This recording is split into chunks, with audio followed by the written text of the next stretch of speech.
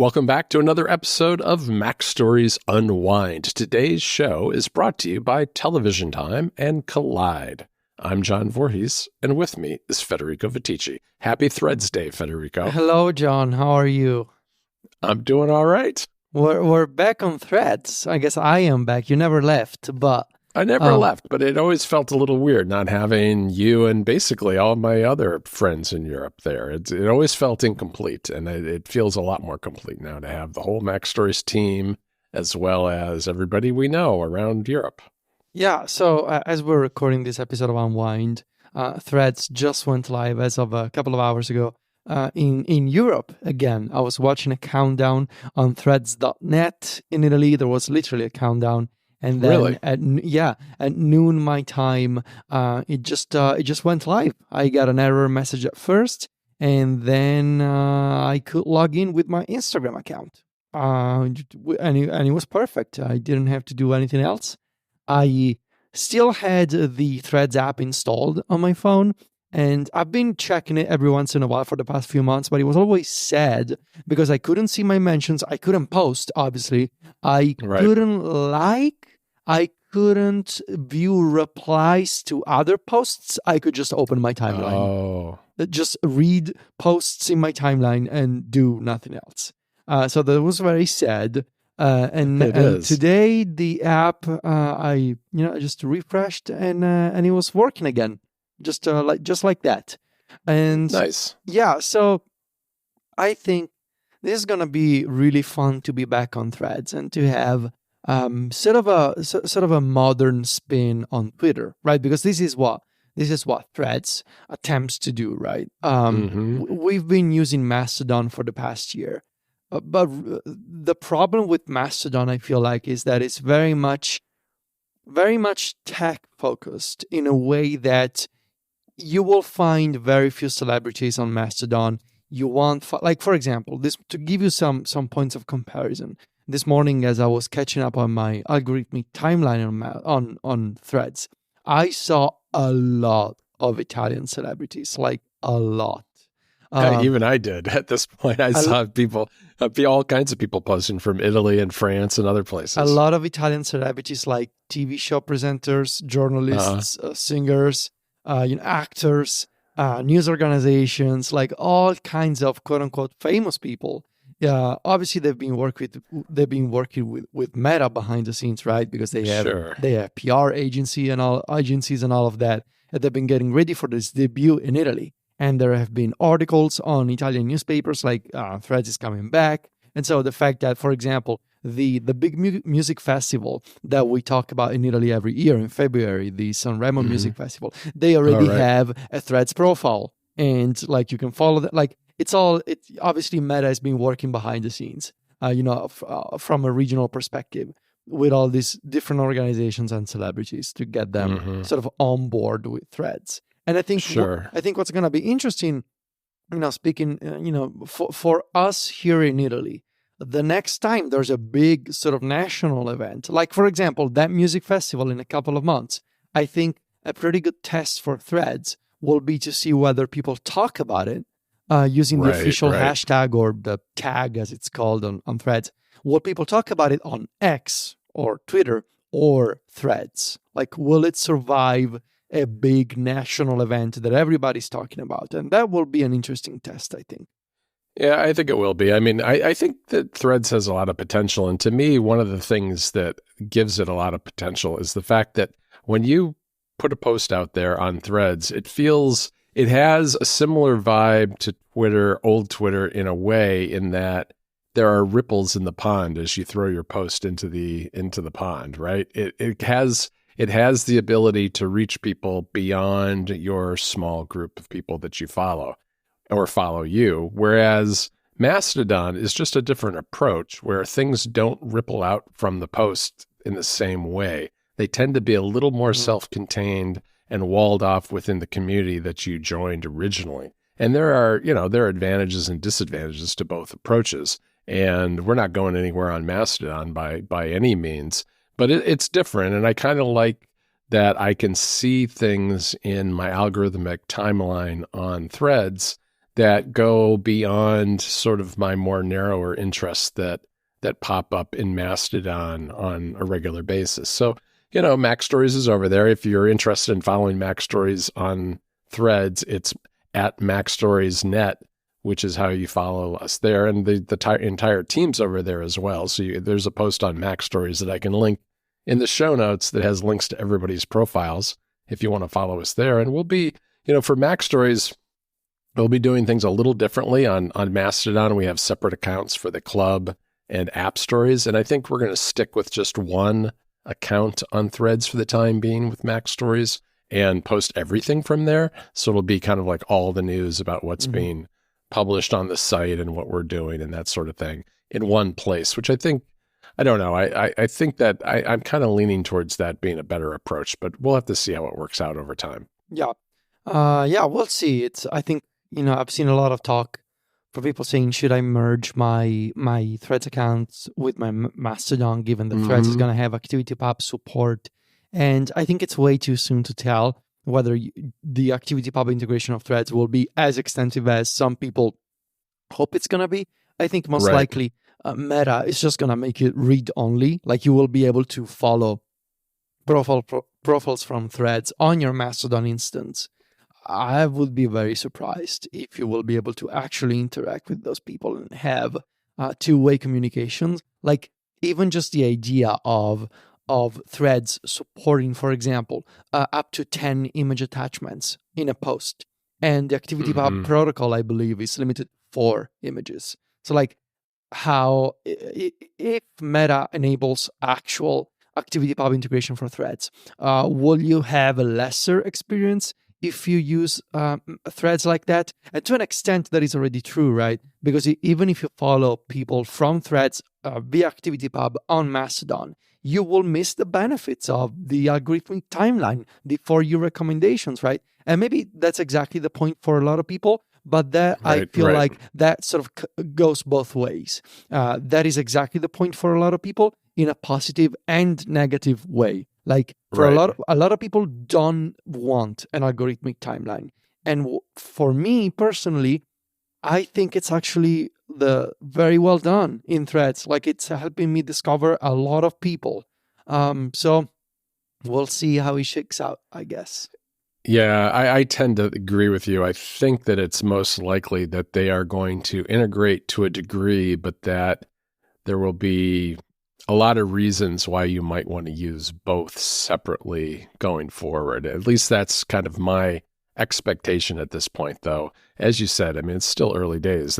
They have actually started doing a little bit of ActivityPub integration because Adam Mosseri is already on his Threads account is showing up on our Mastodon instance. I don't think last I heard, it wasn't showing up on some of the bigger Mastodon instances, but we were able to, see and follow him from the Mac Stories instance, which was kind of interesting. Yeah.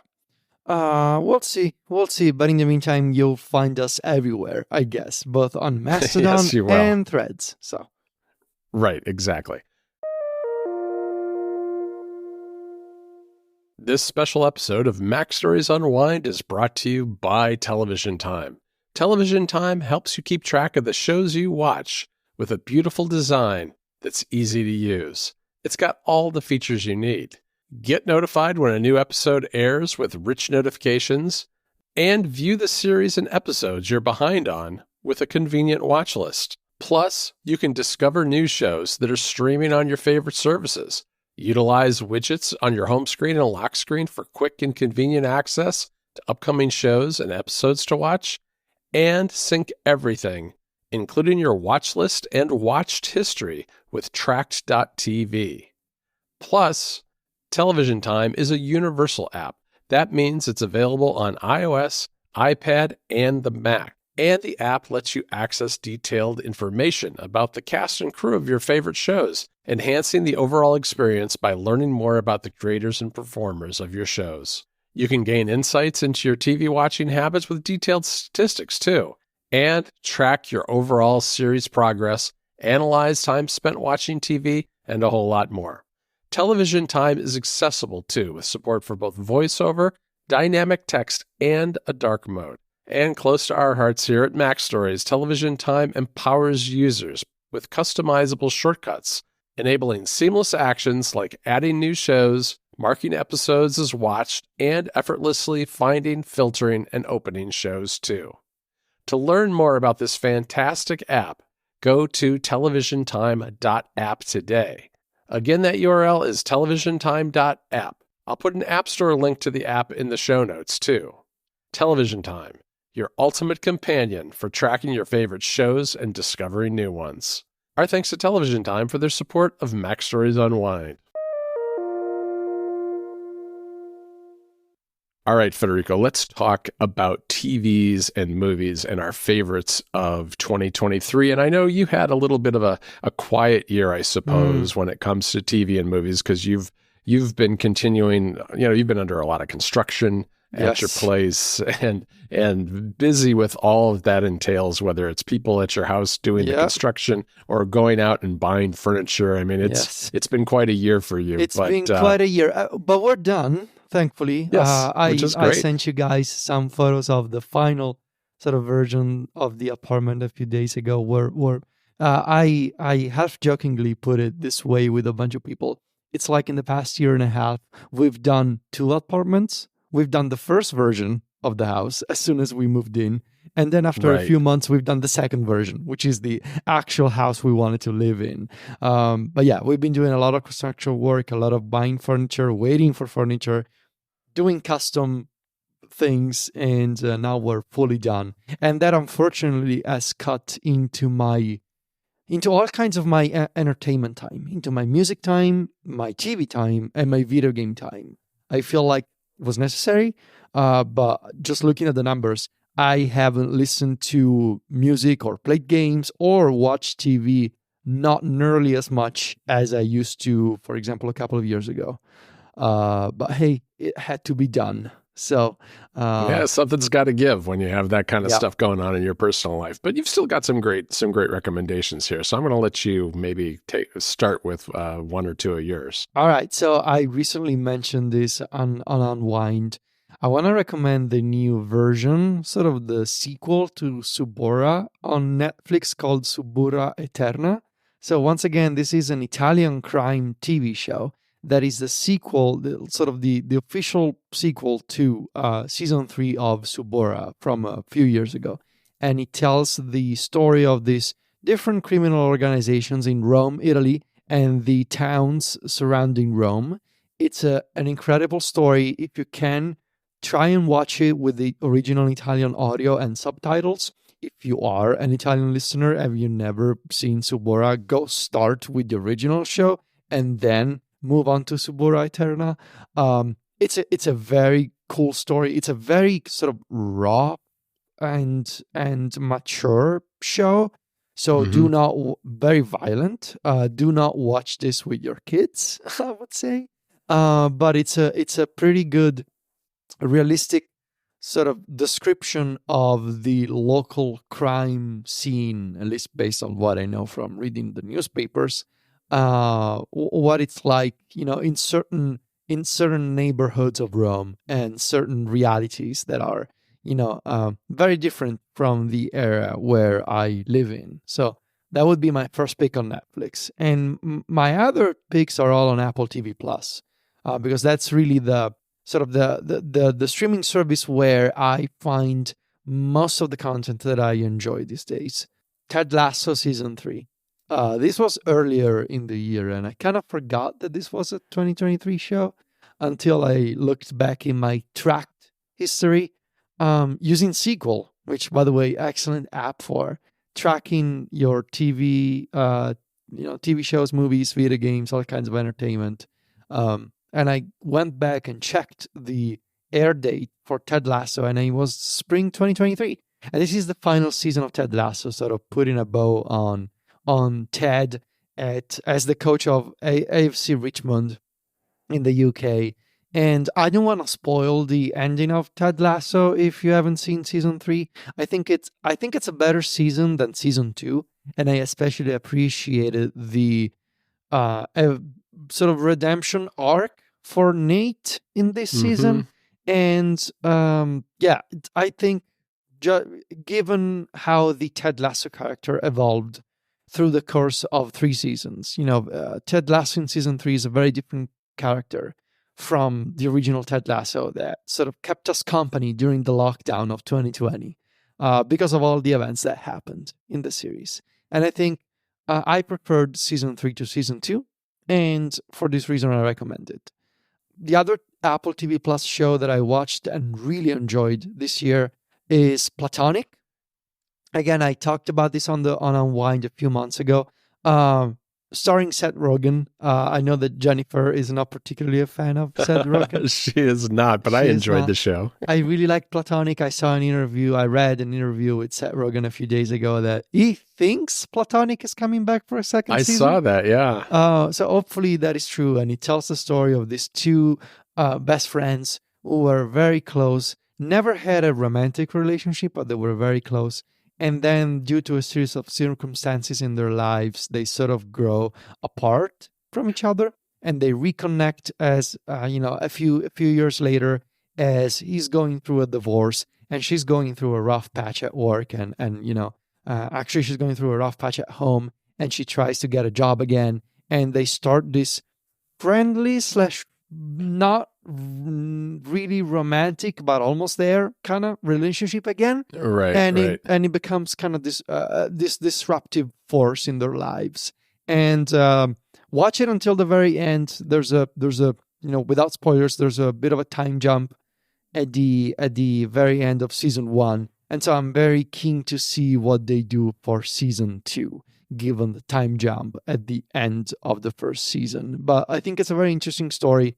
Again, starting Ross Byrne and Seth Rogen. I really enjoyed it. And lastly, for TV, because I was thinking about this, John, I haven't seen a single movie this year. I'm pretty sure. Wow. Sylvia went to see the Barbie movie with friends, and I didn't go. I thought that you went too, or that you were going to Oppenheimer. Did you go to Oppenheimer? I didn't go. Nobody wanted to come with me, and I don't like going to the movies by myself.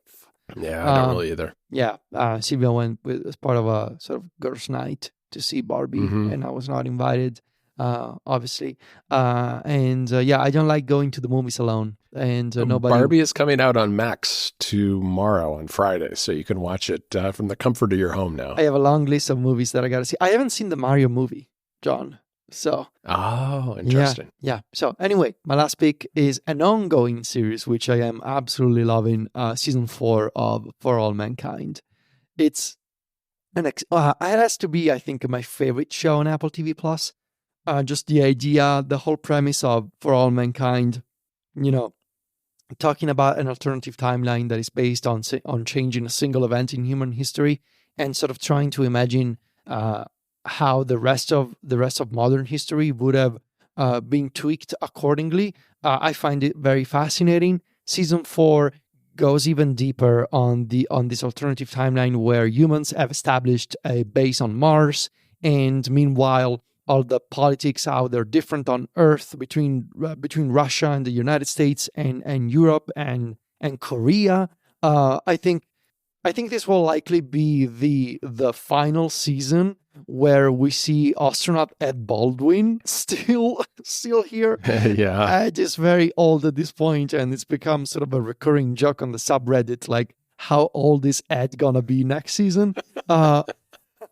But we'll see. The season 4 is ongoing, and I know that there's a few close friends of ours out there who have seen the screener previews of the entire or almost the entire season 4 of For All Mankind. I am enjoying it on a week-to-week basis like everybody else, and I'm having the best time. This is my favorite show on Apple TV Plus, and it gets my top recommendation if you're into sci-fi and space and this kind of prestige TV drama. This is for you.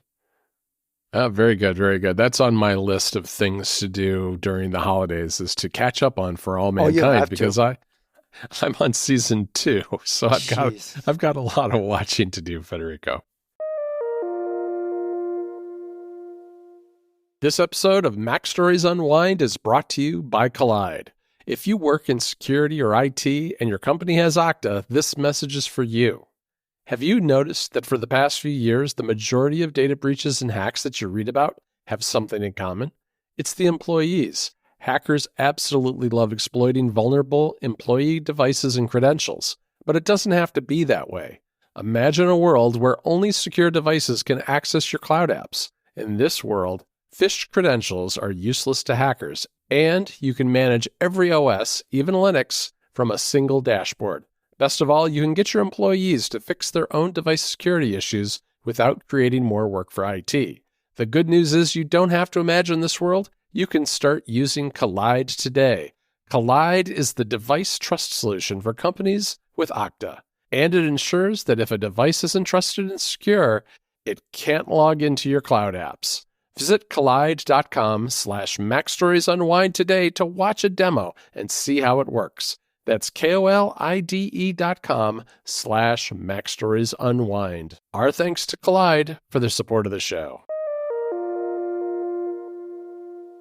All right, I have a little bit longer list. I had more time on my hands this year, and I've got a couple of movies to share, but I'm going to start with the TV, and it is heavily weighted towards Apple TV Plus. I just think that Apple TV Plus is doing a really nice job with a wide variety of different shows that they're producing right now. So my top one, I'm going to start with my top one, which is Lessons in Chemistry, which I just love this show. I mean, it is a period piece set in the late 50s, early 60s. It's about a woman who was working in a chemistry lab and eventually leaves and becomes a television star doing a cooking show, which is a really, really odd premise when you think about it. But it stars Brie Larson, who is very great in this show, as well as a bunch of other great cast members.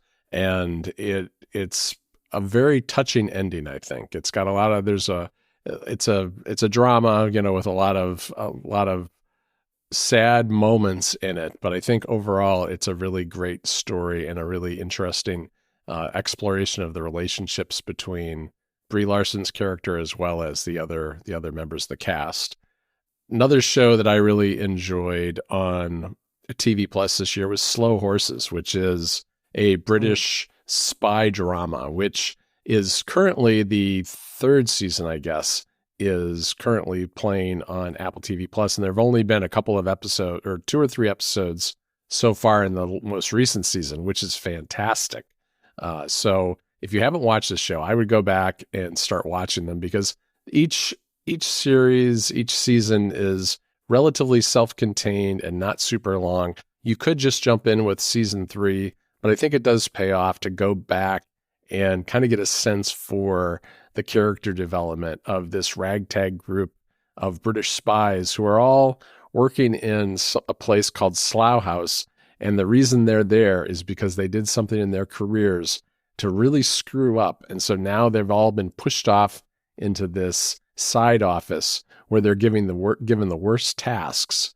But at some point, they seem to end up getting mixed up in some of the biggest spy mysteries of the day in England. So it's a really neat show.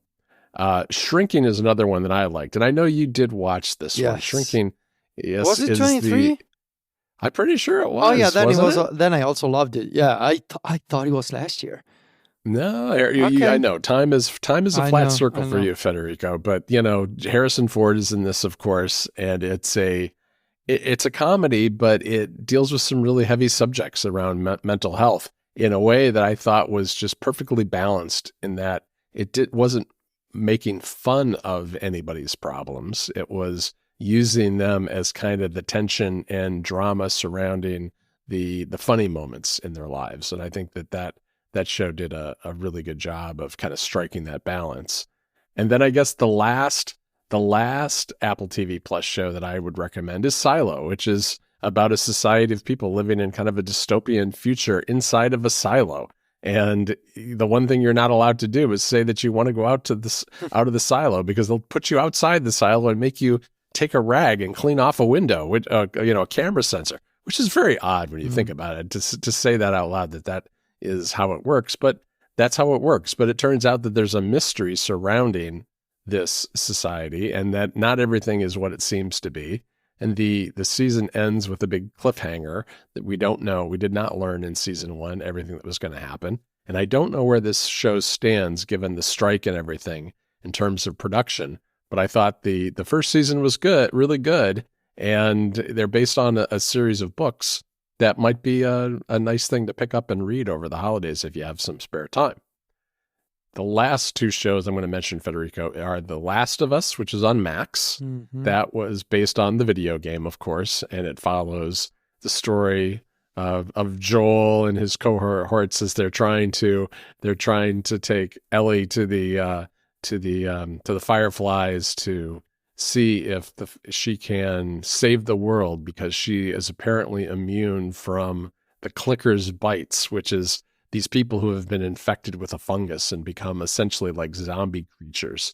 And I've been replaying this game a little bit and doing some of my testing on streaming on my Wi-Fi network, because it's a good test for that on the PS5. But I really enjoyed the show. I thought it was really well done. It does a good job of being true to the game itself, but also expanding and filling in some of the blanks, because, video games that I think stick too closely to the story of the game itself tend to have problems, because telling stories in video games is just it's just different than telling them on television. And I think that they got that right on The Last of Us on Max by filling in some stories about people like Frank and giving him more of a backstory and explaining what was going on there in one of the better episodes early in the season. And then finally, I'll mention a show that I'm finishing up right now on Hulu called A Murder at the End of the World, which I just recently mentioned on the show, so I won't go into in too much depth, but it's a murder mystery set in an isolated situation, which, is a pretty typical premise for a murder mystery, but it's pretty neat. It involves an eccentric billionaire, a group of creative people brought together for a weekend retreat in Iceland, where they're surrounded by a snowstorm, so they're cut off from the rest of the world, and people start dying, and there's a mystery afoot to try to figure out what's going on. And it's really well done, and I've enjoyed every minute of it and looking forward to watching the finale. All right, Federico, I will mention a couple of movies. I saw a few movies this year, but I'm just going to mention 2. I'm going to mention Asteroid City, which is a Wes Anderson movie. And Wes Anderson movies are a little bit odd. They're always just but they always have a vibe and a very distinctive look. And this show is set in the desert. This movie is set in the desert when aliens arrive, and it's set in the 50s. It's got this very retro vibe to it, and a huge cast of people. Scarlett Johansson and Tom Hanks and a whole bunch of other people are in this movie. Matt Damon is in it as Ed Norton, Steve Carell. I'm just looking at this list right now. It's just packed with big celebrity actors that do a fantastic job in this show. And it's, I don't know. I'm not kind of an art house movie kind of person most of the time. And this kind of is like that. But I found the story to be really compelling and the characters to be really odd in a quirky and engrossing kind of way that I liked the look and the style of this show, where these people all kind of converge on this city in the middle of nowhere in a desert somewhere in the United States, which it was a lot of fun. So that's that. And then my final movie is really just Spider-Man Across the Spider-Verse, because I really liked the first one of these that came out a couple of years ago or whenever it was. And this one takes it to a new level. It's part of a 2-part movie that's going to be done. I'm not sure when the next installment is coming out, but this looks absolutely amazing. It's animated, and the animation is incredibly vibrant. And, there's just like a lot of action and movement and incredible energy coming from this story, which follows, follows a Spider-Man story. I don't know. I don't know what to say about it other than if you like Spider-Man and you're into animation, this is very much not a kid's animation in the Pixar kind of way. It's more, and it's not really, I wouldn't call it adult in the sense that it's not that there are things in here that you wouldn't want your kids to see, but it's very much more animation that's designed to appeal, I think, to any age group if they're into Spider-Man and superheroes. So that's my pick for the movies. All All right. You should check that one out. You should check out the Mario one too. I wasn't a huge fan of the Mario movie, Federico. I'm not? No, and maybe it just caught me at the wrong time. I watched it at home. I didn't actually go to it. And maybe it was a combination of that and it caught me at a bad time or something. But it didn't really grab me that much. It does have a lot of fun references to, very early Mario games and things like that. It's very much done by people who understand the importance of Mario and all the games. And so that part of it I really appreciated, but it didn't really stick with me that much. Interesting. I'll have to watch it. I have a long list of entertainment to catch up with over the holidays. Yeah, I think you should still also check out The Buccaneers at some point on TV Plus, that's a story of some British aristocrats who mix it up with some turn of the century, like late 1800s Americans. And I told Jennifer, it's like the OC meets British aristocracy or something like that. I mean, I think, yeah, it's kind of a fish out of water scenario with the British aristocracy and these nouveau riche Americans from the late 1800s and the love interests and stories. Cause it's all a bunch of young people basically who are looking for husbands and wives at the turn of the century. So that's one that I actually have watched with Jennifer every week. And I think the final episode just came out. All right, Federico, that's it for another Mac Stories Unwind. We have just one more best of episode to go, which is video games next week. And I've got a little surprise for you to talk about during the Unplugged segment. Okay. Yes. So stay tuned for that. I want to thank our two sponsors for this episode. That's Television Time and Collide. You can find the two of us over at MacStories.net. We're on Mastodon. Just go to Vitici.MacStories.net or JohnVorhees.MacStories.net. Follow us there. And we're on both Threads and Instagram. You can finally follow Federico again on Threads, and he'll actually see if you send him a message. So go on over there. You can find him. He's at Vitici. That's VITICCI. And I'm at John Voorhees. JOHNVOORHWS. Talk to you next week, Federico. Ciao, John.